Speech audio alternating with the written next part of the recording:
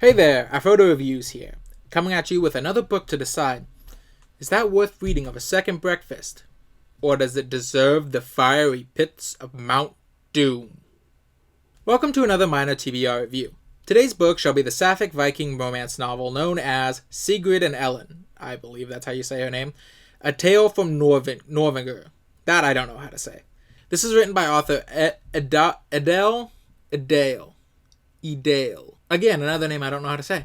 Lane, and was published on September 23rd, 2022. Now, this is a book I picked up on Kindle Unlimited and checked out on my minor TBR.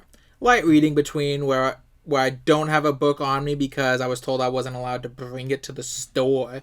Or generally when I'm just, lying down for the night, but it's too dark to read books, but I'm not quite tired yet. This is a romance story between the female Jarl, Sigrid the Valiant, and a shield maiden, Elyn, with the added twist that both appear to be on the opposite sides of a war that is currently starting. The story is as much about the romance as it is about the two of them currently working within their own sides to try and curtail the war, after they realize they've been led into it through a series of lies and misdirections by foreign advisors. And, honestly, it's a decent read. The chemistry between the two leads is definitely present, but the romance doesn't subsume who they are or their own struggles. Sigrid and Elyn go well together, but them being together isn't their sole purpose to exist within this world. I personally enjoyed Sigrid's personal struggles a bit more than Elyn's, but both were well written and you definitely get a unique sense of personality from either character.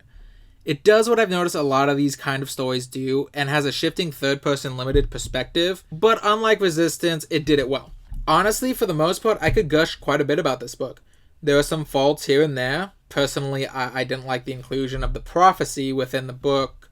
It has nothing to do with its use specifically, but with prophecies in general. I don't mind prophecies as much as others do, so long as it's vague and open-ended enough that it avoids the traps that many fall into, which is creating a predetermined conclusion for the book.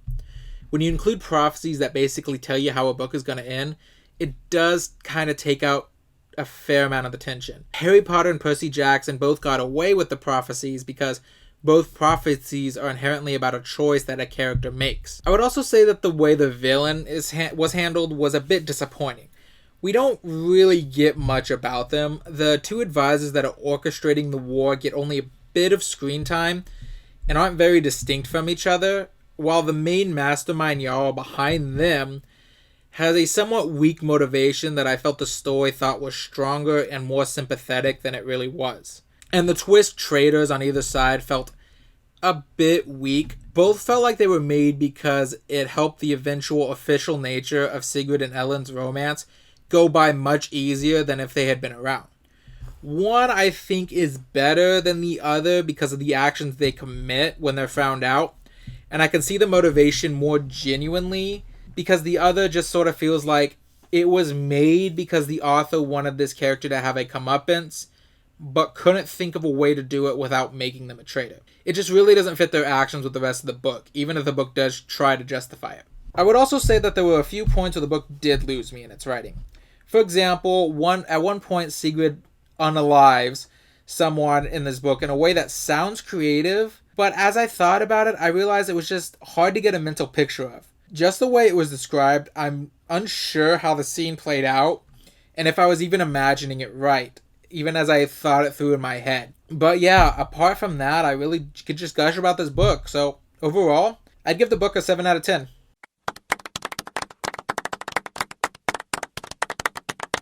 Yeah, I don't have much else to say on the book. It was definitely an enjoyable read, and I did like it a bit, though I will admit it's a bit simple.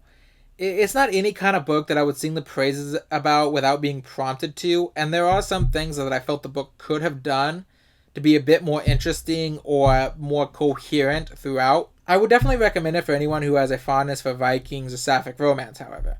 Although beyond those two, I'm not terribly sure who I'd recommend it for personally.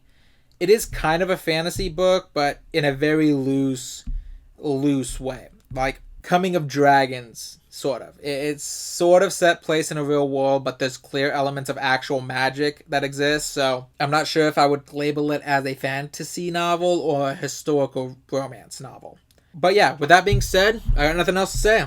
So, remember, with every book comes an adventure, and every adventure is worth having, even the bad ones.